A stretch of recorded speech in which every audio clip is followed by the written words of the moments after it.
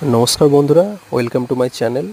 तो सकलके स्वागत आमार चैनेले। आज के देखाबो किभाबे कैविटी दाँते छिलो कैविटी एबं सेई दाँतटा किन्तु भेंगे गिয়েছিল এবং ক্ষয় খেয়ে গিয়েছিল সেই জায়গাটা কিভাবে ফিল আপ করা হচ্ছে। প্রথমে এখানে একটি ফাইবার পোস্ট লাগানো হবে এবং সেটিকে ফিল আপ করা হবে এবং বিভিন্ন কেমিক্যাল এবং পেস্টের সাহায্যে কিন্তু এই জায়গাটাকে এই গর্তটাকে পূরণ করা হবে এবং পাশাপাশি যে দাঁতগুলো দেখছেন এরকমই কিন্তু একটা নতুন দাঁত বসানো হবে এবং নতুন দাঁত বসানো হবে। এই যে দেখুন বন্ধুরা কীভাবে মেশিনের সাহায্যে এই কাজটি সম্পূর্ণ করা হচ্ছে।